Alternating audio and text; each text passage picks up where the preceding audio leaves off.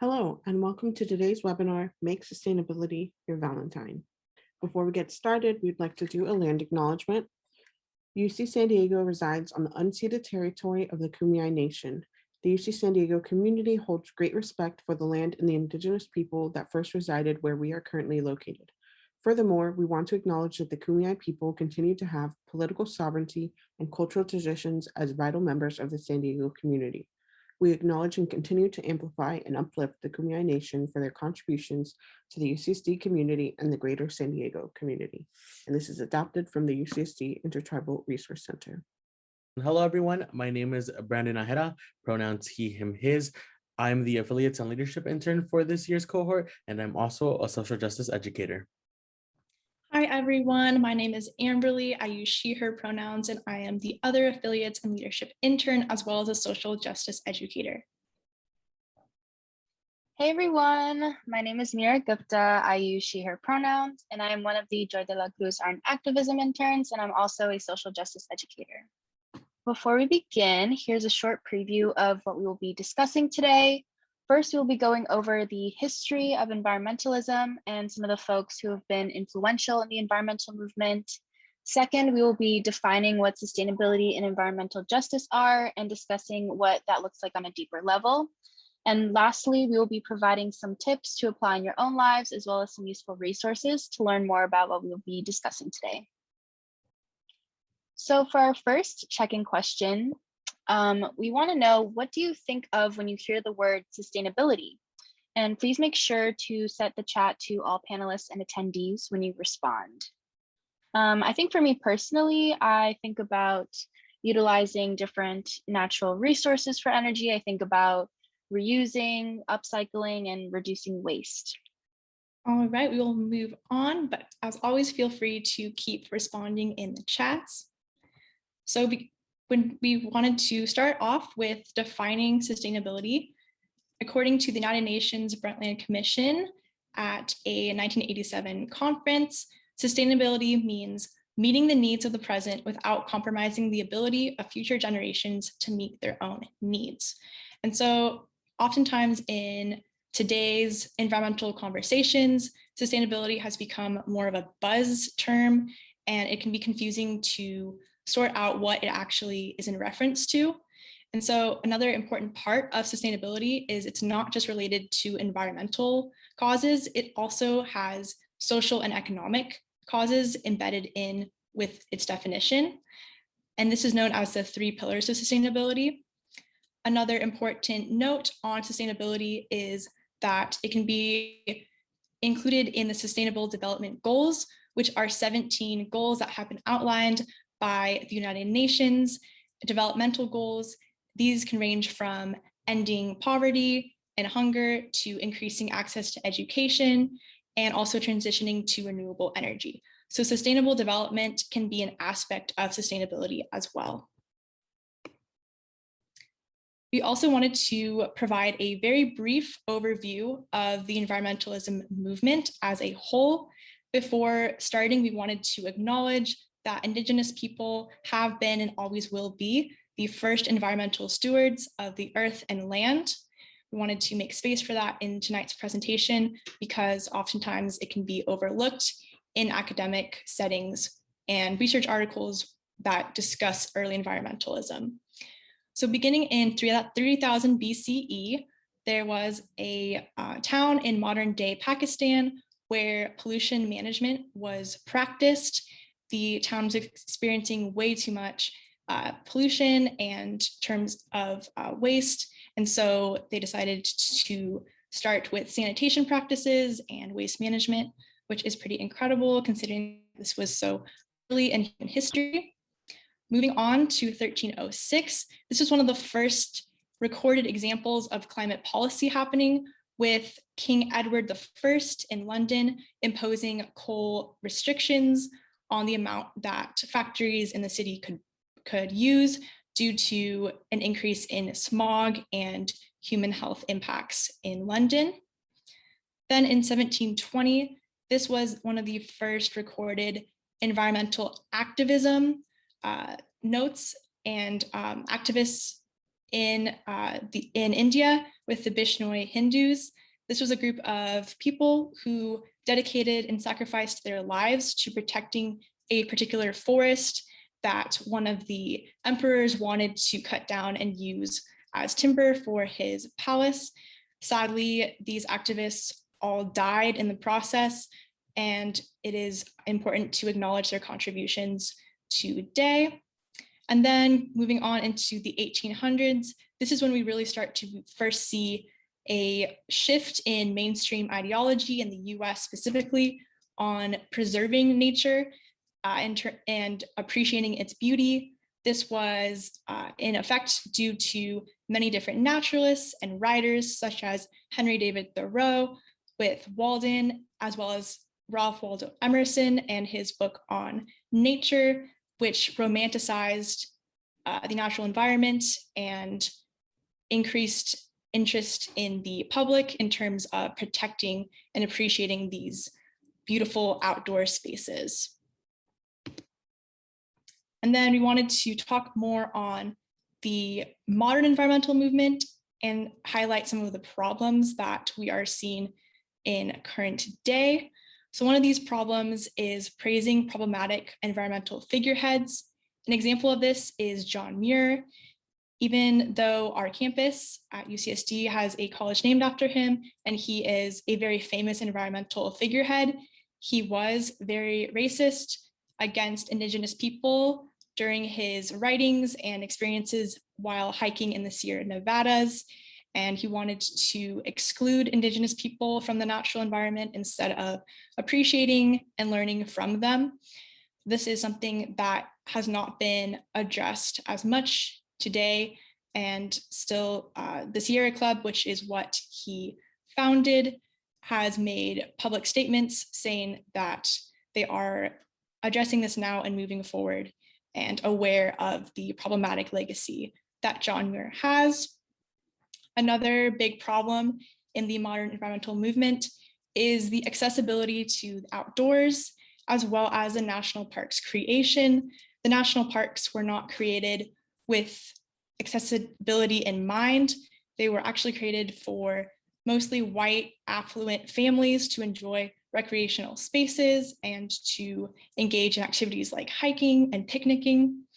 And in the creation of these national parks, such as Mesa Verde in Colorado, some Indigenous tribes were forcibly removed off of the land in order to build the national park infrastructure, which is very sad and a part of the legacy that is the national parks to this day.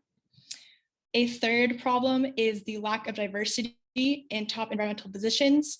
A recent report and analysis done by over 40 of the US's most prominent environmental organizations has shown that several still lack diversity in terms of their top executive boards, such as the National Audubon Society and the Sierra Club.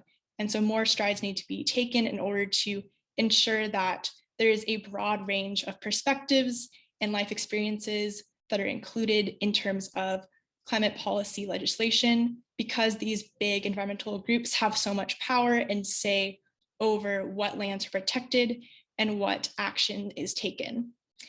A fourth problem is equating sustainability with wealth and materialism. This is a big one and one that we really wanted to highlight throughout this presentation, because oftentimes sustainability can be thought of as having to buy a lot of new products, such as reusable reusable toothbrushes or other products. We wanted to really emphasize that everyone can take part in sustainable practices, and it does not have to be equated with wealth and buying new products and a capitalistic mindset.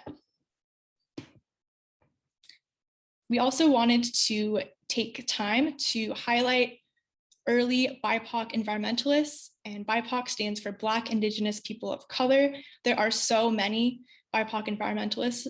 This is only a very short list. Starting off, we have George Washington Carver.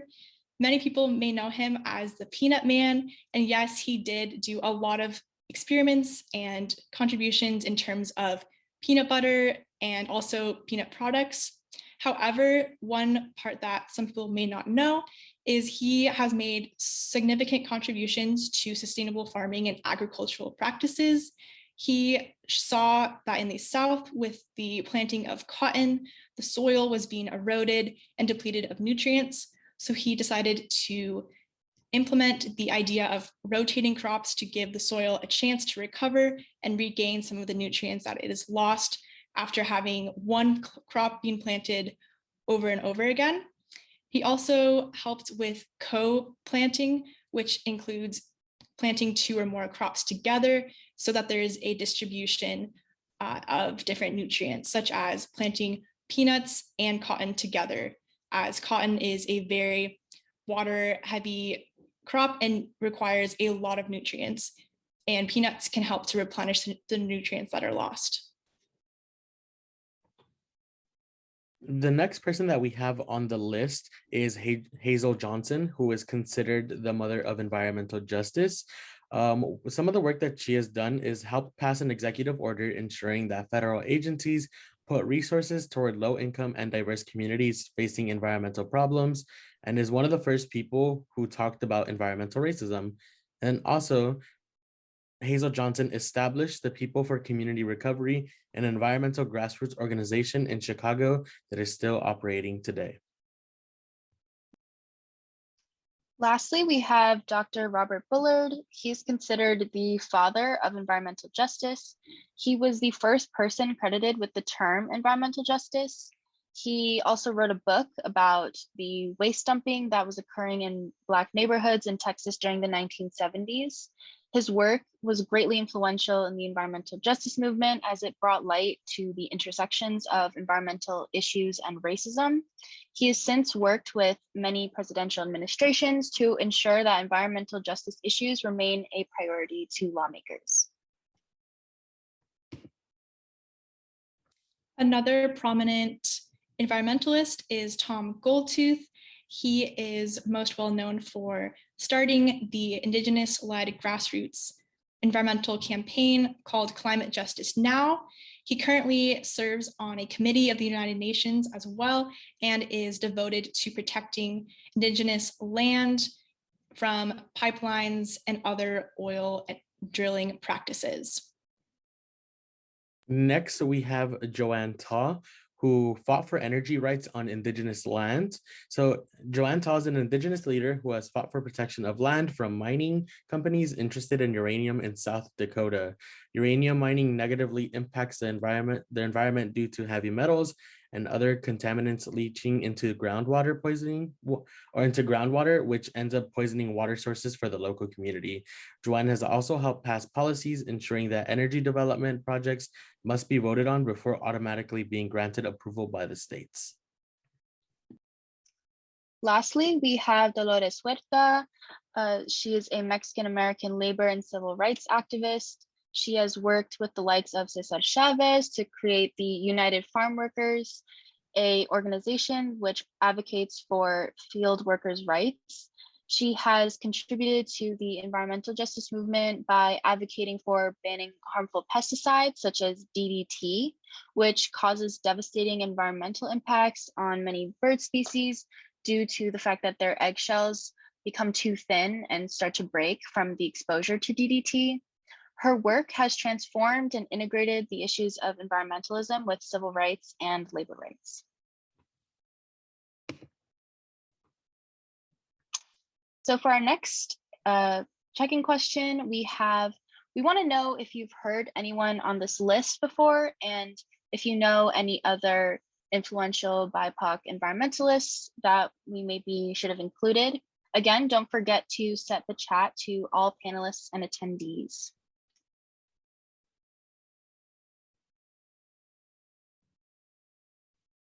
I think for me, someone that sticks out is the Hawaiian activist Haunani K. Trask and her sister Mililani Trask.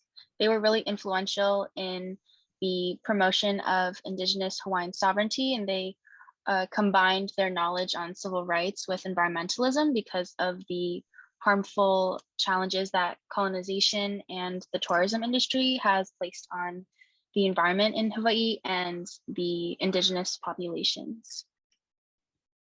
Thank you for your responses, everyone. We will continue to move on. Feel free to add throughout the presentation. For the next part of our presentation, we are going to talk about sustainability and environmental justice. Before we talk more about environmental justice, we want to have a general understanding of the terminology around global warming and what this actually entails. I know it can be very confusing and daunting to try to put into general words what global warming actually refers to. So we hope that this 35-word definition is beneficial to you and empowers you to be able to explain it in a way that is useful and makes sense.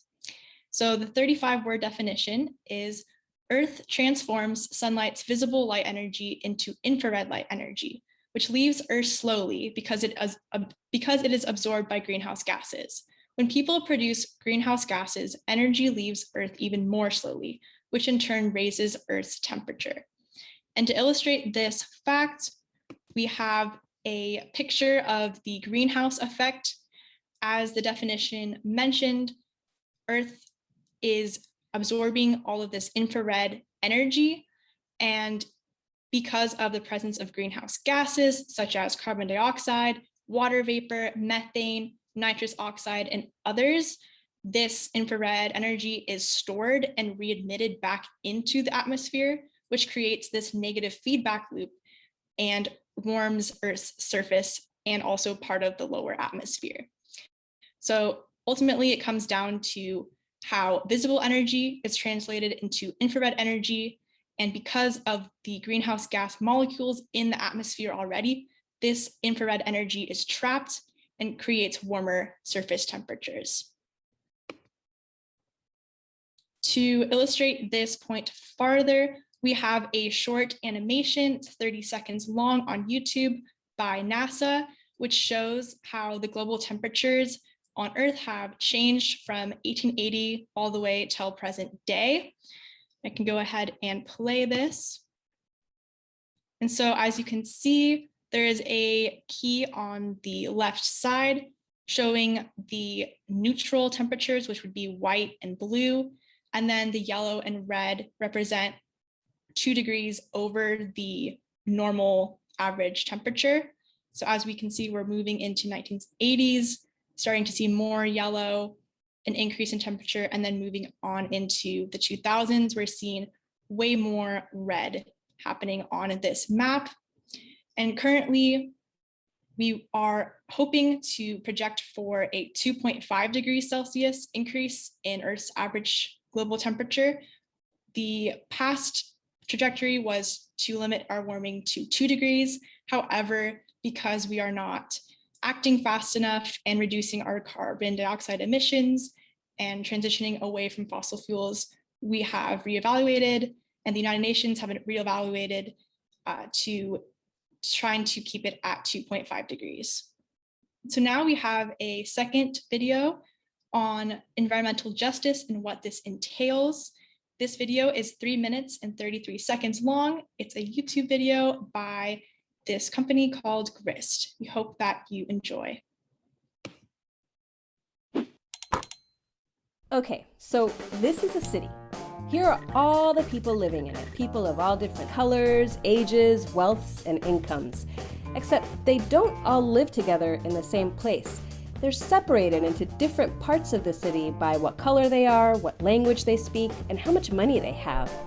And those different parts of the city look quite different. The parts that are whiter and wealthier tend to have green spaces, grocery stores with nutritious organic food, and of course the money to buy it, and are often far away from pollution-emitting freeways. The parts that are poorer and more diverse tend to have industrial sites, heavy-duty diesel-polluted ports and highways, and hazardous waste, all things that the city relies on to run properly, but that heavily pollute the air and water.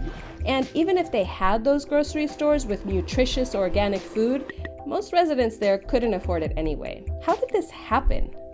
Well, this segregation can be traced back to race-based zoning and housing policies, but it wasn't always as deliberate as plain old racism. Some separations can simply be traced to poor land use planning.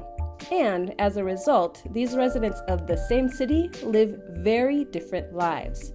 Say the city realizes it has an emissions problem. It comes up with a plan to reduce air pollution, plant more trees to suck up the carbon, or start a cap and trade program. But those trees get planted in the neighborhoods that are already green, and the factories that are spewing toxins into the air just buy more carbon offsets and keep spewing their toxins.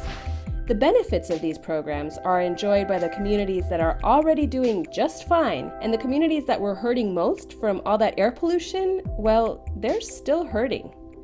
This isn't just an imaginary city, this is the story of real cities all across the US where people might live in the very same area code, but their race, ethnicity, or wealth and income bracket causes them to experience wildly different quality of air, water, and life.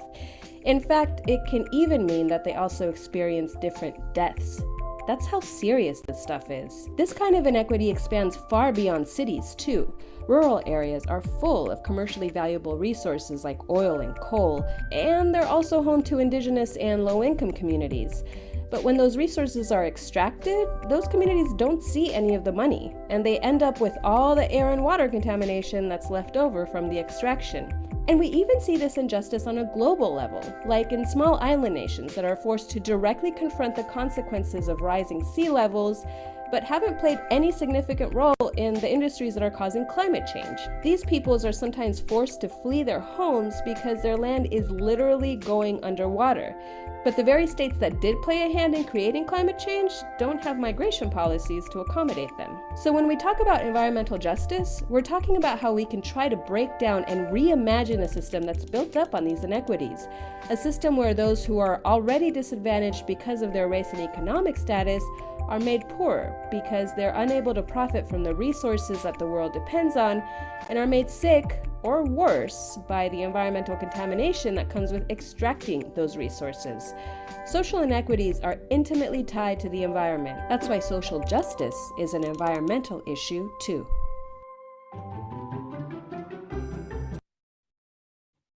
We hope that this video has been helpful in terms of understanding more about what environmental justice truly means. I think that it does a really great job at explaining how severe and important environmental justice cases are in terms of even affecting people's lifespans, which is a big concern. After looking at that video, this is a perfect segue into talking about the climate crisis and environmental justice. So Indigenous, BIPOC, low-income communities, and developing countries are all disproportionately impacted by the climate crisis. Despite many countries in the global north, and especially the US, being top emitters of carbon dioxide emissions and consumers of fossil fuels, smaller countries are already disproportionately feeling the effects. One of the examples that we saw in the video was like talking about the island and seeing that some of the people on the island had to leave their homes because of what was happening in the environment. Examples of climate impacts that marginalized communities and countries experience include more exposure to air pollution, toxic pollutants by oil and gas, industrial processes, heat-related illnesses, lack of food and water availability, job instability, forced migration due to extreme weather events, and many more. And in the US alone, communities of color breathe in 40% more polluted air compared to white communities. And this polluted air is a direct result of fossil fuel use and emissions. Even life expectancies in some of these countries and regions are cut short due to climate change impacts. So this disparity is truly a matter of life and death, like what Amberly just said in the prior slide. And when thinking and talking about climate change, it is necessary to remember the justice component and to acknowledge that these disparities in the climate impacts are happening like today and now. So we wanted to include this resource for you all in terms of learning more about environmental justice cases, both locally and globally. So feel free to check out this link. It's the Environmental Justice Atlas. And here's a screenshot of what you will see if you visit the link. And there are different pinpoints on this map. Each one has a different color. And on the right-hand side, you could see a legend, including what color represents which part. So yellow is nuclear, orange refers to mineral ores and building materials extraction, and there are many other types included on this map. This is a collaborative resource. It has been utilized by researchers, scientists, local community members, and many more people. Over 3,618 cases have been reported so far, and there is a wealth of knowledge to be seen in this atlas. And we wanted to highlight a local environmental justice case happening in the Jurupa Valley. This is about 2 hours away from San Diego on the outskirts of LA. So this is one of the cases included on the atlas. And if you click on one of the pinpoints, you can see in this view more information, including the type of population that the environmental justice case affects, how many people it affects, when it started to happen, companies that were involved in the process, as well as environmental justice organizations and supporters if you want to do further research. And so this particular case study is on the Stringfellow acid pits. This happened beginning in 1957 with over 18 different chemical companies who were dumping toxic waste into this pit area. And there were over 4,000 local residents that this problem affected because the toxic waste was leaching contaminants into the groundwater and causing all sorts of problems. The drinking water for the local community in Jurupa Valley could, at one point, was a pH of 2, which is extremely acidic, as normal drinking water is between the ranges of 6.5 to 8.5 in pH level, obviously very unsafe and dangerous on a health standard. And so this is actually labeled as the largest civil lawsuit in the nation's history, because out of the 4,000 residents that this affected, 3,800 of them took these chemical companies to court and ultimately won in a civil lawsuit, which culminated in the chemical companies having to pay over $300 million in damages to the local community to help try to clean up all of the contaminants that had been spilled during this time. So this is just one example of many included on this environmental justice map. So feel free to check it out if you would like. When talking about the climate crisis, there are many impacts that are all necessary to consider. Here are just 4 of the big ones that are affecting millions of people today. But again, this isn't like the full list of everything that's happening. This is just some of the things that we wanted to highlight. Starting with displacement, which is dramatic increases in climate refugees. 140 million climate refugees there's going to be around 140 million climate refugees by the year 2050, according to some projections. With migration of people also comes further dwindling of natural resources like water, lowering the quality of life for everyone around. The next one that we wanted to talk about was natural disasters, which is more wildfires, extreme storms, hurricanes, and heat waves. The Marshall Islands in the North Pacific near Australia and New Zealand could become underwater in the next 10 years due to severe flooding by rising sea levels. Again, as we kind of talked about in the video, this links back to displacement, as the local people will be forced to relocate. We will be forced to relocate and leave their homes. Other examples include the California 2020 wildfire season, setting records for the most amount of fires ever in California's modern history.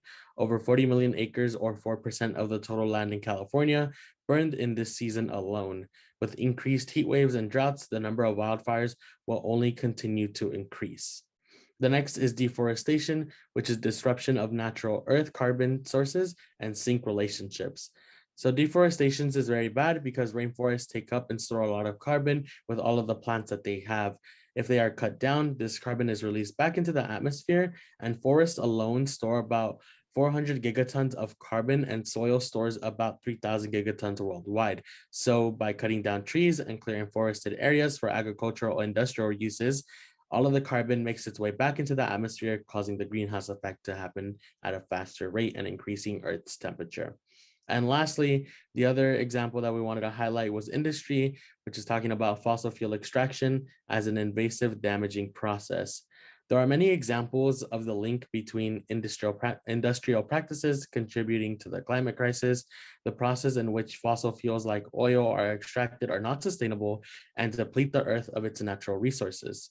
Drilling for oil and the creation of pipelines on native land and drilling in the Arctic for oil harms the already fragile ecosystems and the local inhabitants as well.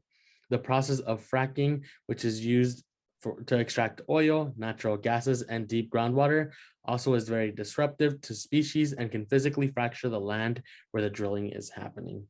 Now that we've learned about some of the impacts of the climate crisis, we wanted to end on a more positive and hopeful note, because this is essential in terms of progressing with this problem, is to continue to have hope and understanding that you as an individual do have an impact and can make contributions to helping resolve this crisis. To start off with, a happy statistic is that 150 US cities currently are transitioning fully to renewable energy. This is a huge step in the right direction, and hopefully more cities will follow suit in the coming years to fully be off of fossil fuel use. Another encouraging statistic is that there have been $12 billion pledged towards ending deforestation worldwide. This is incredible because, as Brandon has mentioned, forests are vital in terms of storing carbon into the soil for long periods of time. And so when we protect forests, we are protecting that source of carbon and keeping it in the ground and drawing down carbon from the atmosphere. Protecting forests is also really beneficial in terms of helping to protect local residents and ensuring that their homes are safe. And another encouraging fact is that over 120 countries have committed to net zero emissions by 2050. Some of these countries have signed the climate pledge or are included in the Paris Agreement, and hopefully more will continue to follow this commitment to net zero. Obviously, it would be better to have these countries commit to action earlier than 2050. However, it is a step in the right direction. And then lastly, in 2019, for the Strike for Climate marches, there were over 7.6 million people who participated worldwide in this week of striking for climate. I know during 2019, right at the start of fall quarter, on campus at UCSD, there was a big outpouring of support for this Strike for Climate march happening on campus, and it was really amazing and uplifting to see so many people passionate about the climate crisis and using their voice to protest and stand up for the cause. And again, we wanted to highlight that your actions do matter and you can make an impact. It is truly up to us all to help with this problem. And you do have a big impact in terms of your actions and how they affect the climate. Moving on, we now wanted to highlight some sustainable tips and resources for you all, especially you as affiliates, in ways to help incorporate more eco-friendly ways and ways into your lives. First, we wanted to shout out this Student Sustainability Collective here on campus. They were founded in 2009 and have an intersectional approach to sustainability with 7 main categories that they focus on. These categories include water, corporate accountability, transportation and urban development, energy and waste, civil and human rights, food and public health. They are located right by the movie theater, right in the heart of Price Center. And if you are interested in learning more about them, you can go ahead and scan this QR code on the bottom right, or type in this Linktree /SSCUCSD.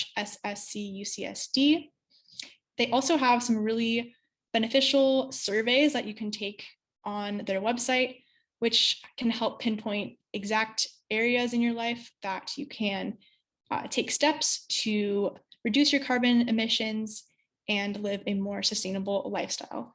Definitely feel free to check them out. They're doing such great work on campus and are making a huge impact. And we wanted to provide this resource for you all from the Student Sustainability Collective. It's called the Green Event Guidelines. This is a way for different clubs and organizations to have some guidelines going into preparing for events and GBMs. So some of the examples that they included on this guideline map is to have digital advertising over physical flyering, especially now. I'm sure that this has been more prominent due to more events being virtual. Then also another tip is to provide a place for trash, recycle, and food compost during the actual event, and having signage posted around so people know the difference between the three. You can also have reusable food containers available, current with the COVID guidelines, of course, making sure that we're following campus policies around having food at events. And you can also encourage people to bring their own water bottle or container to reduce the need for plastic cups at events. So these are all a few tips to consider when planning for GBMs and when we're back on person, maybe towards spring quarter. We hope that they are helpful and useful. And if you also have any ideas, feel free to contribute and drop them in the chat as well. For our next check-in question, we have, what is one area of your life you feel you can take a practical step in choosing sustainable practices? Remember to set chat to everyone.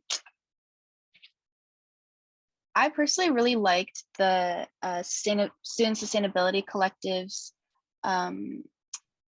strategies on having a more sustainable GBM, or ways that we can implement that into clubs or when we're gathering in groups, because I know that especially if there's food involved, that it can create a lot more waste. Yeah. Yes, in the chat. I was about to say the same thing about the chat. But I think that, yeah, I for me, just personally, I know that there's certain things that I could do also. Like one of them right now is that sadly I have a plastic cup next to me because I don't have a hydro. So I got to go buy one so I could stop using plastic cups, because again, it's not good for the environment. So there's little steps like that. I know that for me, I also just like appreciate, I have like my Cross-Cultural Center, not trying to sponsor us or anything, but just I have my reusable utensils right there that I really appreciated that they gave me. So, you know, getting stuff like that, little things like that, that kind of adds up and into like choosing sustainable practices. I don't know if you have anything that you want to add, Amberly. I really appreciate everyone sending stuff in the chat, learning a lot about things that you could do. Yes, thank you so much, everyone, for your ideas and tips. That is so awesome. Definitely can be overwhelming at first to think about all the ways that we're contributing to the climate crisis. So narrowing it down to one area at first and really emphasizing that section of your life will be considerably less stressful, hopefully, and a good starting point for incorporating more sustainable practices into your life. We can go ahead and move on, but thank you again for all of your wonderful contributions.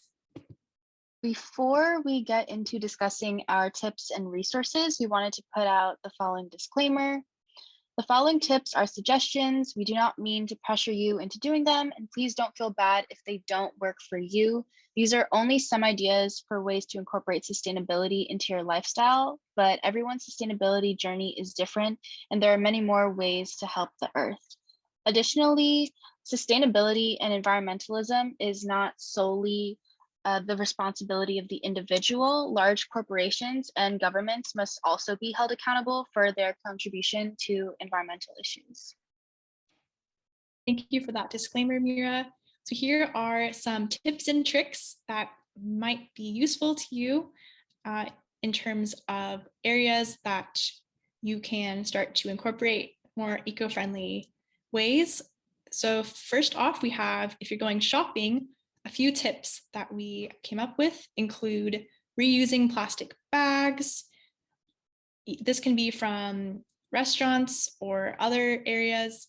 And instead of, if you don't have a tote bag, that's okay. You can just reuse plastic bags and bring those to the store with you to put your groceries in. You can also decline receipts. This is a free way. And of course, if you need receipts, then go for it. But if you do not need a receipt, you can simply say, no, thank you. And this will help save waste and paper.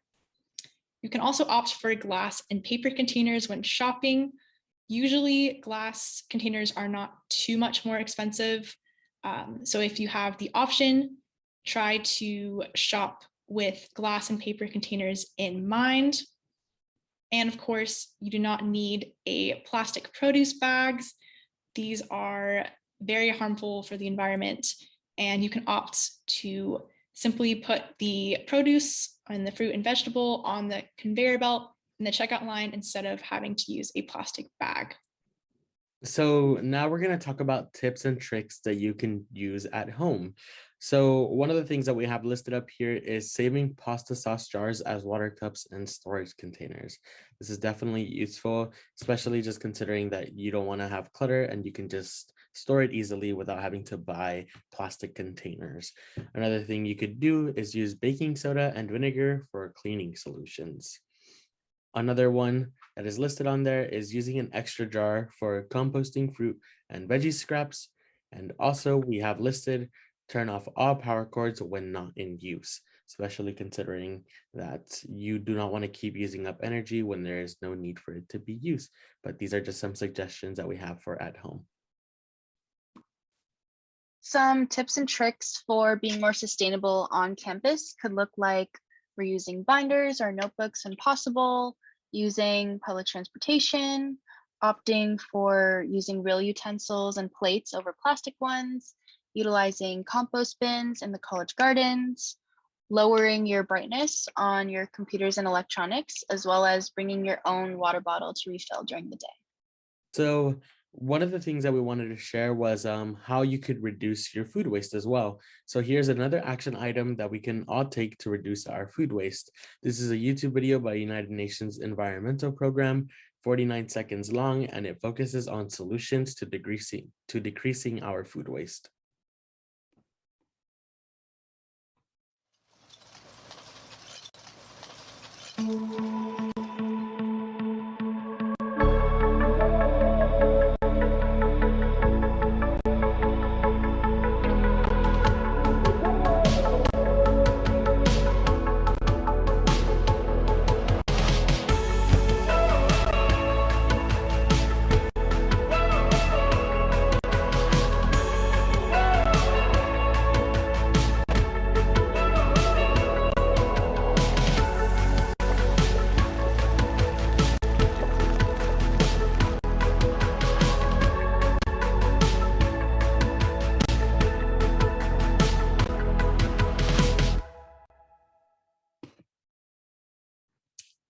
We hope that this video was helpful.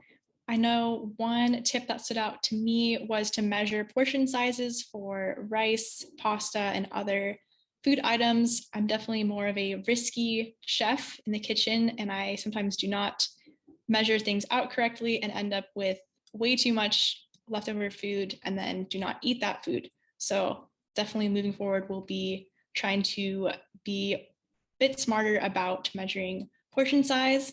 Another really great tip that this video provided was to compost your food scraps. And we are very lucky on campus to have compost areas in almost all of the colleges. We have included in our resources slide a link to the direct locations of all of these compost areas on campus. They are part of the community gardens that each college has. And there's also tips on what foods are allowed in composts and which ones to avoid. So you can find that in our resources slide coming up. And before we present our resources for you all, we wanted to end on this note that reiterates the fact that climate change is more than parts per million in greenhouse gases. the people who are feeling the worst impacts of climate, their voices have got to be heard. I think that this quote by Dr. Robert Bullard, the father of environmental justice himself, really highlights how at the center of the climate crisis, it all comes back to people and our future descendants and how we want the world to look like for them. And it can be definitely very easy to get lost in the data and increasing temperature numbers. And yes, that's important to know and to study and to learn about, but also to bring in this environmental justice aspect and remembering that the climate crisis most disproportionately affects communities of color and BIPOC individuals, and that we all have a responsibility to help with this crisis. So here we have a QR code and a link to our non-exhaustive list of resources we've compiled for y'all. We have articles you can read to further educate yourself, both on and off campus resources and organizations that you can support. Also included on the resources list, a few social media accounts to follow. Definitely check those out if you have some time. There are so many great people and activists to learn from. Before we say goodbye, we also just wanted to quickly let y'all know about a survey. So I'm gonna drop the link in the chat right now, so y'all can have a time to do it while I'm talking and explaining the survey quickly. But yeah, just fill out this quick survey for a chance to win some cool sustainable prizes. You can also scan the QR code on the screen, so we'll leave that up for a minute, but you can also just use the link in the chat. But please fill out the survey. It helps a lot more than you think. And yeah, just give us some feedback on the presentation that y'all just saw. We really, really will appreciate that. All right, while you all are filling out the survey, hopefully we just wanted to say thank you so much for your time tonight. We really, really appreciate you being here. And we wanted to take this opportunity to let affiliates put any announcements for upcoming events into the chat if you would like, as well as here is our Linktree /UCSDCCC and a QR code in the top left corner to links to all of our social media platforms. Our email is listed cccenter@ucsd.edu. Our Instagram handle is @UCSD Cross-Cultural Center. You can follow our Facebook page and check out our YouTube page at tinyurl.com/UCSDCCCYT for past recordings of other events happening. And you can also stay up to date with upcoming events through our e-newsletter at tinyurl.com/CCCE-news. And of course, if you're interested in learning more about any of the sources that we used for this presentation, you can scan the QR code on the right-hand side of the screen for more information and details on what we used throughout the presentation. Again, just to reiterate, yeah, thank you for everyone for coming out, and just really appreciate everything that y'all shared. It was really fun to just read the chat and see some tips and tricks that everyone has, because of course, while we are giving y'all information on stuff that we researched, we also know that some of y'all may have a lot more information than us. So just really appreciate learning from y'all, community knowledge, really just appreciate that. Thank y'all so much for coming out. Have a beautiful rest of your evening. And we hope to see y'all soon. Thank you, everyone. Have a great rest of your night.